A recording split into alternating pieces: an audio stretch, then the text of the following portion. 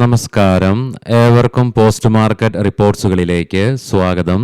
ഇന്ന് ഏപ്രിൽ 16. അങ്ങനെ ഇന്ന് ഗ്യാപ്പ് അപ്പ് ഓപ്പണിംഗ് ലഭ്യമായെങ്കിലും ഇന്ത്യൻ മാർക്കറ്റിന് ഇന്നത്തെ നേട്ടങ്ങളൊക്കെ ചോർന്നു പോയിക്കൊണ്ട് നേരിയ നഷ്ടത്തോടു കൂടിയും വ്യാപാരം അവസാനിപ്പിക്കേണ്ടതായിട്ടും വന്നു. എങ്കിലും ഇന്ന് ഇന്ത്യ വിക്സിൽ 3% ഇടിവും രേഖപ്പെടുത്തുകയും ചെയ്തു. ലീഡിംഗ് ആയ എല്ലാ ഇൻഡസ്ട്രീസിലും ഗ്യാപ്പ് അപ്പ് ഓപ്പണിംഗ് തന്നെയായിരുന്നു ലഭ്യമായിരുന്നതും.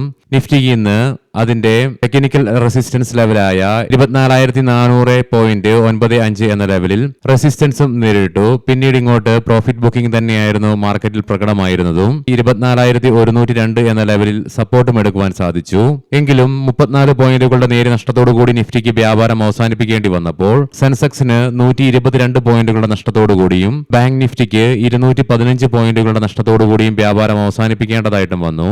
NSEയുടെ അഡ്വാൻസ് ഡിക്ലൈൻ റേഷ്യോയിലും 1965 സ്റ്റോക്കുകൾക്ക് നേട്ടത്തോടുകൂടി അതേസമയം വ്യാപാരം അവസാനിപ്പിക്കുവാനുമായി 1003 സ്റ്റോക്കുകൾക്ക് മാത്രമേ നഷ്ടത്തോടുകൂടി വ്യാപാരം അവസാനിപ്പിക്കേണ്ടതായിട്ടും വന്നുള്ളൂ. HDFC bank, ONGC, HDFC life, Titan company, Apollo Hospitals തുടങ്ങിയ സ്റ്റോക്കുകൾക്ക് ഇന്ന് നിഫ്റ്റിയിൽ നഷ്ടം നേരിടേണ്ടി വന്നപ്പോൾ Hindalco Industries, Trent, Adani Enterprises, Adani Ports, Eternal തുടങ്ങിയ സ്റ്റോക്കുകൾക്ക് ഇന്ന് നിഫ്റ്റിയിൽ നഷ്ടവും നേരിടേണ്ടതായിട്ട് വന്നു. സെക്ടർ വൈസ് നോക്കുമ്പോൾ IT, ക്യാപിറ്റൽ ഗൂഡ്സ്, മെറ്റൽ തുടങ്ങിയ മേഖലകൾക്ക് 1% നേട്ടം കൈവരിക്കുവാനായപ്പോൾ auto, bank, oil and gas തുടങ്ങിയ മേഖലകൾക്ക് നഷ്ടത്തോടുകൂടിയും വ്യാപാരം അവസാനിപ്പിക്കേണ്ടതായിട്ടും വന്നു. അതേസമയം ബോർഡർ മാർക്കറ്റ്സിൽ നിഫ്റ്റി മിഡ് ക്യാപ്പിന് 0.6%, സ്മോൾ ക്യാപ്പിന് 1% നേട്ടത്തോടുകൂടിയും വ്യാപാരം അവസാനിപ്പിക്കുവാനുമായി ഇന്ത്യൻ രൂപയ്ക്ക് US$-നെതിരെ ഇന്നലത്തെ ക്ലോസിംഗ് ലെവലിൽ നിന്നും 18 പൈസയുടെ നേട്ടത്തോടുകൂടി വ്യാപാരം അവസാനിപ്പിക്കുവാനും സാധിച്ചു. ഇന്നും സ്പൈസ് ജെറ്റിന്റെ സ്റ്റോക്ക് പ്രൈസിൽ ഉയർച്ച രേഖപ്പെടുത്തിയതിനെ തുടർന്ന് സ്റ്റോക്കിന് നേട്ടത്തോടുകൂടി വ്യാപാരം അവസാനിപ്പിക്കുവാനുമായി മാത്രമല്ല ഈ 9 ട്രേഡിംഗ് സെഷനുകൾ കൊണ്ട് 42% നേട്ടവും സ്റ്റോക്കിന് കൈവരിക്കുവാൻ സാധിച്ചു. വരുന്ന റിപ്പോർട്ടുകൾ പ്രകാരം സെൻട്രൽ ഗവൺമെന്റിന്റെ ഭാഗത്ത് നിന്നും 10% മുതൽ 20% വരെ എസൻഷ്യൽ ഡ്രഗുകളുടെ പ്രൈസിൽ വില വർദ്ധിപ്പിക്കാനുള്ള അനുമതി നൽകുമെന്നുള്ള റിപ്പോർട്ട്സ് ആണ് വരുന്നത്. കാരണം ഇൻപുട്ട് കോസ്റ്റ് വർദ്ധിക്കുന്നതാണ് ഗവൺമെന്റിനെ ഈ ഒരു നടപടി എടുക്കുവാനും പ്രേരിപ്പിച്ചത്. ലോകമാകമാനം കാത്തുകൊണ്ടിരിക്കുന്ന US ഇറാൻ ചർച്ചകളെ കുറിച്ചുള്ള അപ്ഡേറ്റ്സ് ഒന്നും ഇതുവരെ പുറത്തു വന്നിട്ടില്ല. ആകെ വന്നിരിക്കുന്ന ഒരു അപ്ഡേറ്റ്സ് നാളെ ലെബനോണിലെ ഹിസ്ബുള്ളയും ഇസ്രായേലും തമ്മിൽ സമാധാന ചർച്ചകൾ നടത്തുമെന്നുള്ള റിപ്പോർട്ട്സ് ആണ് വരുന്നത്. ഈ ഒരു ചർച്ച വിജയകരമാവുകയാണെങ്കിൽ ഇസ്രായേലും ലെബനോനും തമ്മിലുള്ള വെടിനിർത്തൽ കരാർ ഒരുപക്ഷെ നിലവിൽ വന്നേക്കാം. മാത്രമല്ല ഒരുപക്ഷെ ഇറാൻ, ലെബനോനും ഇസ്രായേലും തമ്മിലുള്ള വെടിനിർത്തൽ കരാർ പ്രാബല്യത്തിൽ വരാൻ വേണ്ടി കാത്തിരിക്കുന്നതാകാം വീണ്ടും US-ഉമായിട്ടുള്ള സമാധാന ചർച്ചകൾ പുനരാരംഭിക്കുവാനായിട്ട്. എങ്കിലും പാകിസ്ഥാന്റെ ഭാഗത്ത് നിന്നും സമാധാന ചർച്ചകൾ പുനരാരംഭിക്കാനുള്ള നടപടികൾക്ക് വേണ്ടിയിട്ട് അവരുടെ സൈനിക മേധാവി ഇറാനിൽ സ്റ്റേ ചെയ്തുകൊണ്ട് തന്നെ പ്രഷർ ചെലുത്തിക്കൊണ്ടിരിക്കുന്നു. ഒരുപക്ഷെ ലെബനോനും ഇസ്രായേലുമായിട്ടുള്ള സമാധാന ചർച്ചകൾ നാളെ വിജയം കാണുകയാണെങ്കിൽ തുടർന്ന് US-ഉം ഇറാനും തമ്മിലുള്ള ചർച്ചകളുടെ പുനരാരംഭത്തിന് വഴിതെളിച്ചേക്കാം. ഇനി നമുക്ക് ഇന്ന് നമ്മുടെ മാർക്കറ്റിനെ ശക്തമായ ഒരു നേട്ടത്തിന് ശേഷം നേരിയതാണെങ്കിലും നഷ്ടത്തോടുകൂടി തന്നെ വ്യാപാരം അവസാനിപ്പിക്കുവാൻ ഇടയാക്കിയ ഘടകങ്ങൾ എന്തൊക്കെയാണെന്ന് വിശദമായി തന്നെ പരിശോധിക്കാം. പ്രോഫിറ്റ് ബുക്കിംഗ് തന്നെയാണ് പ്രധാനമായും ഇന്ന് ഇന്ത്യൻ മാർക്കറ്റിനെ തളർത്തിയത്.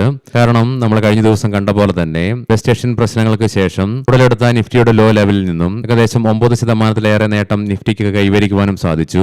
മാത്രമല്ല ഇന്ന് നിഫ്റ്റി 24,400 എന്ന ലെവലിലേക്ക് എത്തിച്ചേർന്നപ്പോൾ ശക്തമായ പ്രോഫിറ്റ് ബുക്കിംഗ് തന്നെയാണ് ഇന്ന് മാർക്കറ്റിൽ പ്രകടമാവുകയും ചെയ്തത്. കൂടാതെ ഇന്ന് ഓട്ടോ, FMCG മേഖലയിലും ശക്തമായ ഇടിവും നേരിടേണ്ടി വന്നതും ഇന്ന് ബാങ്കിംഗ് മേഖലയിൽ അനുഭവപ്പെട്ട ദുർബലതയും കൂടാതെ സെൻസെക്സിന്റെ വീക്കിലി എക്സ്പയറി ആയിരുന്നതിനാൽ തന്നെ അനുഭവപ്പെട്ട വോൾട്ടാലിറ്റിയും മൂലവും ഇന്ന് ഇന്ത്യൻ മാർക്കറ്റിന് അതിന്റെ നേട്ടം നിലനിർത്തുവാനായിട്ട് സാധിച്ചില്ല. ഈവൻ ഇന്ത്യ വിക്സിൽ ഇടിവ് രേഖപ്പെടുത്തുകയും കൂടാതെ അമേരിക്കൻ ഡോളറിനെതിരെ വീണ്ടും ഇന്ത്യൻ രൂപയ്ക്ക് നേട്ടം കൈവരിക്കുവാനായെങ്കിൽ കൂടിയിട്ടും. ഇനി നമുക്ക് ഗ്ലോബൽ മാർക്കറ്റുകൾ പരിശോധിക്കാം. US-ലെ ഡോ ജോൺസ് ഫ്യൂച്ചർ 40 പോയിന്റുകളുടെ നേരിയ നേട്ടത്തിൽ തന്നെയാണ് വ്യാപാരം നടത്തിക്കൊണ്ടിരിക്കുന്നത്. യൂറോപ്യൻ മാർക്കറ്റ്സിൽ UK market 0.5%, France market 0.5%, German market 0.5%, നേട്ടത്തോടുകൂടി തന്നെ വ്യാപാരം നടത്തിക്കൊണ്ടിരിക്കുന്നു. ഏഷ്യൻ മാർക്കറ്റ്സിൽ ഇന്ന് ഇന്ത്യ, സിംഗപ്പൂർ, തായ്ലൻഡ്, ഇന്തോനേഷ്യൻ മാർക്കറ്റുകൾക്ക് നഷ്ടത്തോടുകൂടി വ്യാപാരം അവസാനിപ്പിക്കേണ്ടി വന്നപ്പോൾ ബാക്കി എല്ലാ ഏഷ്യൻ മാർക്കറ്റ്സിനും നേട്ടത്തോടുകൂടി തന്നെ വ്യാപാരം അവസാനിപ്പിക്കുവാനുമായി കൊമോഡിറ്റിയിൽ ബ്രെന്റ് ക്രൂഡിന്റെ വിലയിൽ 1.5%, ക്രൂഡ് ഓയിലിന്റെ വിലയിൽ 1.25% ഉയർച്ചയാണ് അനുഭവപ്പെടുന്നത്. ബ്രെന്റ് ക്രൂഡിന്റെ വില $96.31 per ബാരൽ എന്ന നിലയിലേക്ക് എത്തിച്ചേർന്നപ്പോൾ ക്രൂഡ് ഓയിലിന്റെ വില $92.43 per ബാരൽ എന്ന നിലയിലേക്കും എത്തിച്ചേർന്നു. രാവിലത്തെ വെച്ച് നോക്കുമ്പോൾ 0.5% ഇടിവാണ് ഗോൾഡിന്റെ വിലയിൽ അനുഭവപ്പെടുന്നത്. $408.13 per ഔൺസ് എന്ന നിലയിലായിട്ടാണ് ഗോൾഡിൽ വ്യാപാരം നടന്നുകൊണ്ടിരിക്കുന്നതും. ഇനി നമുക്ക് ഇന്നത്തെ പ്രധാനപ്പെട്ട ചില സ്റ്റോക്കിംഗ് ന്യൂസുകൾ പരിശോധിക്കാം. മുൻകൂട്ടി ഓർമ്മിപ്പിച്ചുകൊള്ളട്ടെ, ഇത് ഒരു ബൈ ഓർ സെൽ റെക്കമെൻഡേഷൻ അല്ല. അമീർ ചാന്ദ് പറയാൻ പോകുന്ന റിസൾട്ടുകളൊക്കെ quarter 4 consolidated year on year ബേസിസിലാണ്. കമ്പനിയുടെ നെറ്റ് പ്രോഫിറ്റിൽ 94% ഉയർച്ച രേഖപ്പെടുത്തിയപ്പോൾ എബിറ്റയിലും 76% വർധനവും രേഖപ്പെടുത്തി. കൂടാതെ റവന്യൂ ഫ്രം ഓപ്പറേഷൻസിലും 15% ഉയർച്ചയും രേഖപ്പെടുത്തുകയും ചെയ്തു. SG ഫിൻസർവ് ക്വാർട്ടർ 4 റിസൾട്ടില് കമ്പനിയുടെ നെറ്റ് പ്രോഫിറ്റില് കഴിഞ്ഞ വർഷം ഇതേ ക്വാർട്ടറിൽ 23.8 കോടി രൂപയിൽ നിന്നും ഇത്തവണ 42.3 കോടി രൂപയായിട്ട് നെറ്റ് പ്രോഫിറ്റിൽ വർധനവ് രേഖപ്പെടുത്തി. മോസ് ചിപ്സ് ടെക്നോളജീസ് 245.49 കോടി രൂപയ്ക്ക് വയവ്യ ലാബ്സിന്റെ 73% വരുന്ന ഓഹരികൾ കമ്പനി ഏറ്റെടുക്കുന്നു എന്നുള്ള റിപ്പോർട്ട്സ് വരുന്നുണ്ട്. IT കോൺസ് ഇ സൊല്യൂഷൻസ് ഇന്ത്യൻ ആർമിയിൽ മാൻ പവർ ഔട്ട്സോഴ്സിംഗുമായി ബന്ധപ്പെട്ടുകൊണ്ട് 85.4 ലക്ഷം രൂപയുടെ കരാർ കമ്പനിക്ക് ലഭിച്ചു.